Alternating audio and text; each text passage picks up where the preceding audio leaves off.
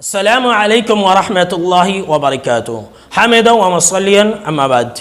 ناظرین کرام، آج کے درس کا موضوع ہے کہ ہم دوسروں کے لیے دعا کریں، فرشتے ہمارے لیے دعا کریں گے۔ جی ہاں ناظرین کرام، موجودہ دور میں اگر ہم اور آپ اپنے آپ کو ہر پریشانی سے بچانا چاہتے ہیں، اگر ہماری یہ خواہش ہے کہ اللہ ہمیں سیف رکھے، اگر ہماری یہ دلی تمنا ہے کہ اللہ ہمیں صحت مند رکھے، اگر ہم اور آپ یہ چاہتے ہیں کہ اللہ ہماری ہر دعا کو قبول کر لے، اگر ہم اور آپ یہ چاہتے ہیں کہ اللہ رب العالمین ہماری ہر خواہشات کو پوری کر دے، تو آج ہی سے آپ یہ کام کرنا شروع کر دیجئے، آپ کی ہر دعا قبول ہو جائے گی۔ جی ہاں، آپ جو بھی مانگیں گے آپ کی ہر دعا قبول ہو جائے گی۔ اور یہ میری بات نہیں ہے، بلکہ یہ بات میں آپ کو آپ صلی اللہ علیہ وسلم کے فرمان کی روشنی میں کہہ رہا ہوں۔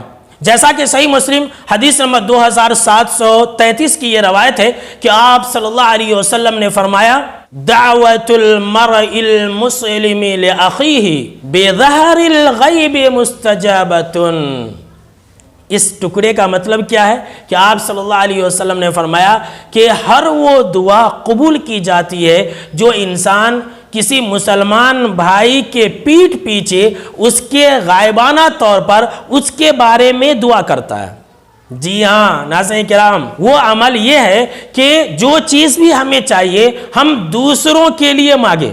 اگر ہم یہ چاہتے ہیں کہ اللہ ہم کو اور آپ کو ہر آفت اور مصیبت سے محفوظ رکھے، اگر ہم اور آپ یہ چاہتے ہیں کہ اللہ ہمیں اور آپ کو موجودہ دور کی بلاؤں سے محفوظ رکھے، تو ہمیں بس ایک کام کرنا ہے، کسی مسلمان بھائی کے لیے دعا کرنا ہے۔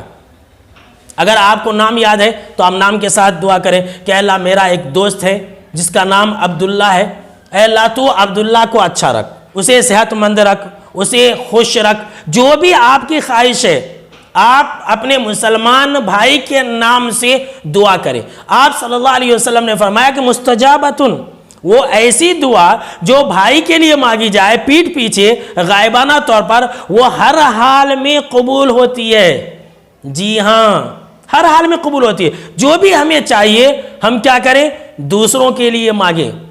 اور اگر آپ پوچھیں گے کہ آخر بات کیا ہے کہ دوسروں کے لیے ہم مانگیں گے تو ہماری دعا قبول جائے گی، تو دراصل جانتے ہیں اس کے پیچھے جو چھپا ہوا راز ہے وہ دلوں کا اخلاص ہے۔ اگر آپ کسی بھائی کے لیے غائبانہ طور پر تنہائی میں چپکے اللہ سے مانگتے ہیں کہ اللہ میرے بھائی کو اچھا رکھ، تو اس کا مطلب کیا ہوا؟ اس کا مطلب یہ ہوا کہ آپ مخلص ہیں اپنے دعا میں، اسی لیے ایسی دعائیں قبول کی جاتی ہے۔ ابھی حدیث پوری نہیں ہوئی ہے۔ آپ صلی اللہ علیہ وسلم نے فرمایا کہ جب انسان غائبانہ طور پر دعائیں مانگتا ہے تو اس کی دعائیں قبول ہوتی ہے، اور ایک فرشتہ اس کے پاس موجود ہوتا ہے۔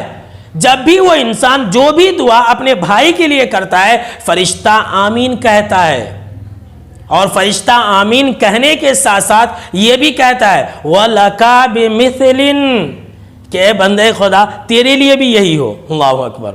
یعنی کہ اگر ہم اور آپ یہ کہتے ہیں کہ اللہ تو میرے دوست کو اچھا رکھ، تو فرشتہ آمین بھی کہتا ہے اور یہ بھی کہتا ہے کہ اے اللہ اس کو بھی اچھا رکھ۔ اللہ اکبر، کتنی بڑی فضیلت کی بات ہے۔ تو ناظرین کرام، اگر ہم اور آپ چاہتے ہیں کہ ہماری دعائیں قبول ہو جائے، اگر ہم اور آپ چاہتے ہیں کہ ہم اور آپ ہر پریشانی اور آفت اور مصیبت سے بچ جائے، اگر ہماری یہ خواہش ہے کہ ہماری ہر جائز خواہشات پوری ہو جائے، تو پھر دیر کس بات کی ہے؟